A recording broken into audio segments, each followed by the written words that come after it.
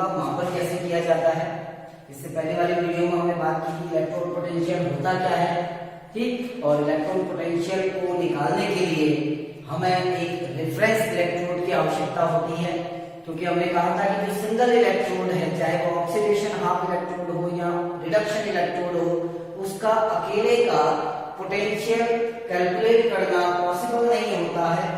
उसका पोटेंशियल हम किसी के रिलेशन में निकालते हैं, रिलेटिव उसका पोटेंशियल निकालते हैं।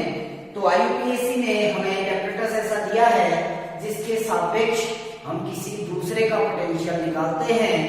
उस एपरेटस को हम कहते हैं स्टैंडर्ड हाइड्रोजन इलेक्ट्रोड या मानक हाइड्रोजन इलेक्ट्रोड, जिसके बारे में हम बात कर चुके हैं, ठीक। तो आज हम उस मानक हाइड्रोजन इलेक्ट्रोड की सहायता से कैसे विभिन्न इलेक्ट्रोडों का जो विभव है उसका मापन किया जाता है, हम उस बारे में बात करते हैं। तो हम रिलेटिव इलेक्ट्रोड पोटेंशियल निकालेंगे, किसके रिलेशन में? मानक हाइड्रोजन इलेक्ट्रोड, जिसका पोटेंशियल हमें पहले से पता होता है कि जो मानक हाइड्रोजन इलेक्ट्रोड है उसका पोटेंशियल कितना होता है? 0 वोल्ट। या आईयूपीएसी ने एक स्टैंडर्ड वैल्यू दे रखी है मानी हुई कि जो स्टैंडर्ड हाइड्रोजन इलेक्ट्रोड होगा या जो मानक हाइड्रोजन इलेक्ट्रोड है उसका जो पोटेंशियल होगा वो 0 वोल्ट होगा, और उसी के सापेक्ष हम किसी दूसरे का पोटेंशियल निकालते हैं। जैसे मैं देखिए फिर से उसी सेल को ड्रॉ कर रहा हूं जो गैल्वेनिक सेल हमने बनाया था, बट हम यहां पर क्या करेंगे, एक तो वो इलेक्ट्रोड का यूज करेंगे जिसका पोटेंशियल हमें निकालना है, जैसे हमें जिंक इलेक्ट्रोड का पोटेंशियल निकालना है या कॉपर इलेक्ट्रोड का पोटेंशियल निकालना है, तो हम जिंक और कॉपर इलेक्ट्रोड का यूज करेंगे। और दूसरा जिसके रेस्पेक्ट में निकाल रहे हैं, यानी दूसरी ओर हम हाइड्रोजन इलेक्ट्रोड को रखेंगे।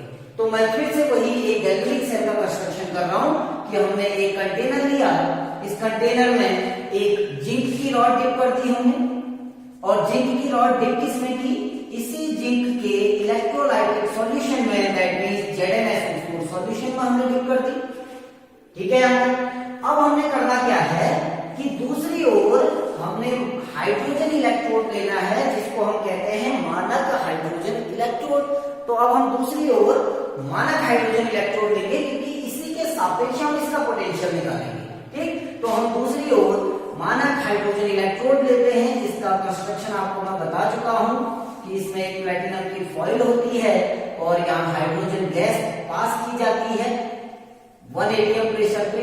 तो यहाँ से H2 गैस को डाला जाता है, 1 atm दाब पर एक प्लेटिनम की फॉइल लगी होती है और इस पूरे उपकरण को 1 mScl सॉल्यूशन में रखा जाता है, ठीक हो गया। अब हम करते क्या है कि ये जो दोनों इलेक्ट्रोड है, इन दोनों इलेक्ट्रोडों को आपस में ज्वाइन कर देते हैं, ठीक है ना। एक आपका हाइड्रोजन इलेक्ट्रोड है और दूसरा आपका जिंक इलेक्ट्रोड है।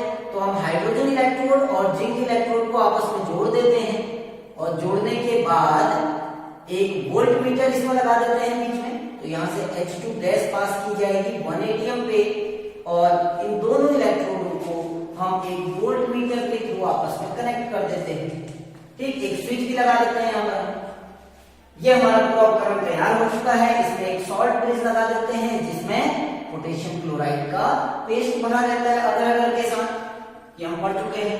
अब होता क्या है कि जैसे ही इस स्विच को ऑन किया जाता है, यानी जो हमारा सर्किट है उस सर्किट को कंप्लीट किया जाता है, तो इस वोल्ट मीटर का जो पॉइंटर जो 0 पर था वो हल्का सा बाईं ओर को विक्षेपित होता है, डेविएट हो जाता है। और कितना डेविएट होता है?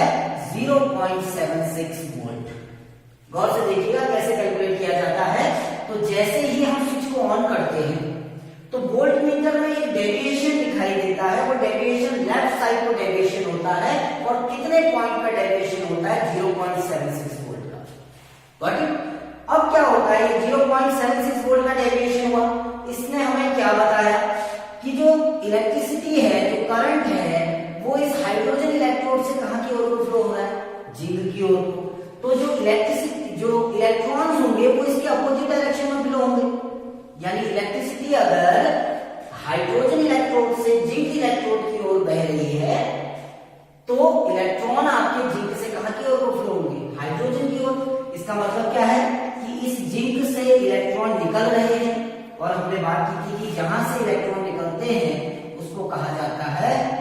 ऑक्सीडेशन हाफ सेल, उसे कहा जाता है ऑक्सीडेशन हाफ सेल, और जिस ओर जाते हैं उसको कहा जाता है रिडक्शन हाफ सेल। यानी यहां पर जो जिंक है वो ऑक्सीडाइज हो रहा है और जो हाइड्रोजन इलेक्ट्रोड है वो रिड्यूस हो रहा है। जो आपका हाइड्रोजन इलेक्ट्रोड है वो रिड्यूस हो रहा है।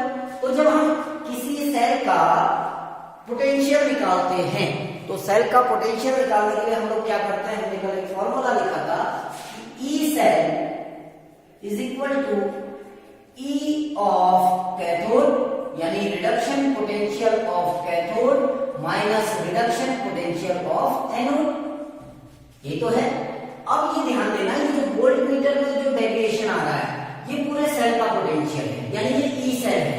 तो आप देखिए आपको ई सेल कितना मिल गया, 0.76 वोल्ट मिल गया ना।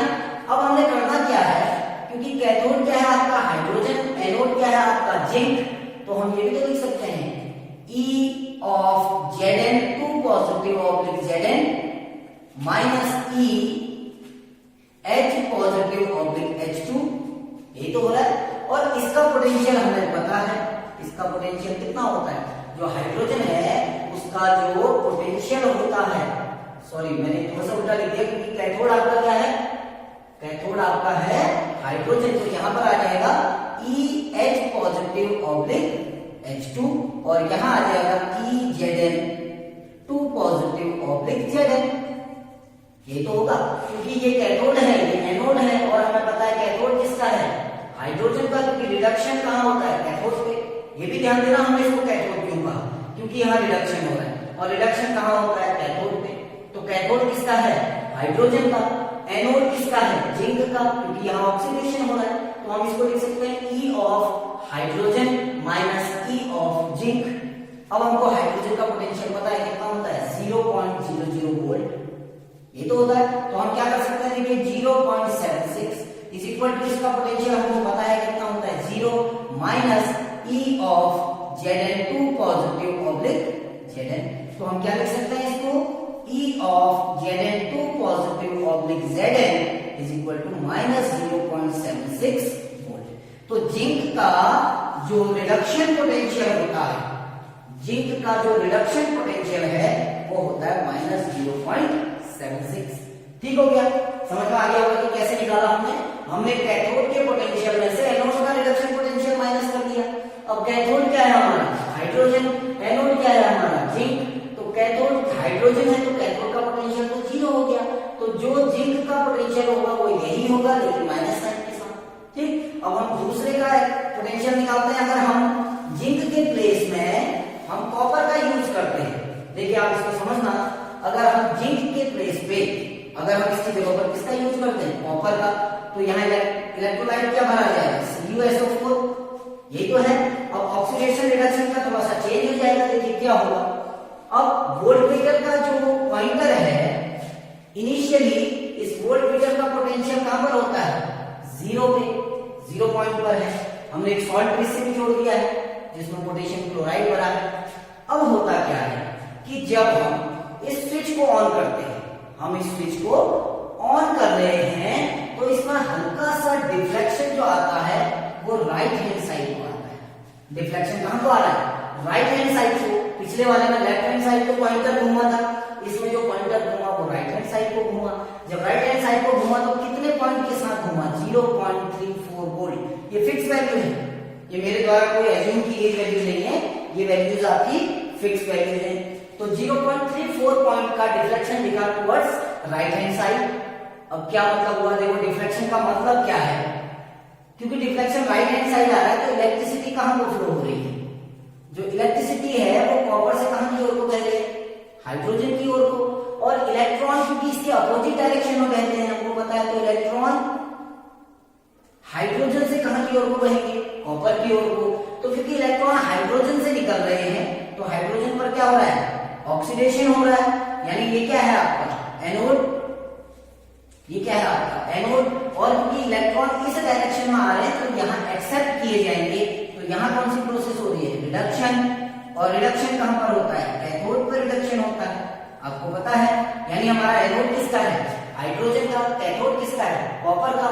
तो फिर से वही E cell is equal to E of cathode minus E of anode। ये तो होता है। आप इसमें नॉट भी लगा सकते हैं। नॉट जब लगाएंगे तो स्टैंडर्ड कंडीशन हो जाएगी जो कल मैंने बात की थी। तो अब हमने देखना है तो E cell, E not cell या E cell is equal to E not cathode. अब कैथोड किसका है देखिए, कैथोड है कॉपर का, तो हम इसको क्या लिख सकते हैं, E not of Cu2 positive oblique Cu minus E of anode. अब एनोड किसका है आपका, एनोड है हाइड्रोजन का, तो H पॉजिटिव ऑब्लिक H2, ये तो है। तो क्योंकि इसका जो पोटेंशियल है वो हमको पहले से पता है कितना होता है, 0, तो हमारी वैल्यू क्या आ गई, E not cell is equal to E not of Cu2 positive oblique Cu। तो ई नॉट सेल की वैल्यू वहां से मिलेगी हमें, कितनी है 0.34 volt is equal to E not of Cu2 positive oblique Cu। That means जो कॉपर का जो इलेक्ट्रोड पोटेंशियल हमें मिला, स्टैंडर्ड इलेक्ट्रोड पोटेंशियल, वो कितना आया, प्लस 0.34 वोल्ट। तो ये ध्यान देना कि जो कॉपर का इलेक्ट्रोड पोटेंशियल होता है, आप इलेक्ट्रोकेमिकल सीरीज को देखना, इलेक्ट्रोकेमिकल सीरीज में जो कॉपर का इलेक्ट्रोड पोटेंशियल है वो आपका होगा प्लस 0.34। तो इस तरीके से हम किसी हाफ सेल का इलेक्ट्रोड पोटेंशियल निकालते हैं, किसकी सहायता से, मानक हाइड्रोजन इलेक्ट्रोड की सहायता से। तो ये आज का टॉपिक था, कल फिर से मिलते हैं एक नए टॉपिक के साथ, तब तक के लिए थैंक यू।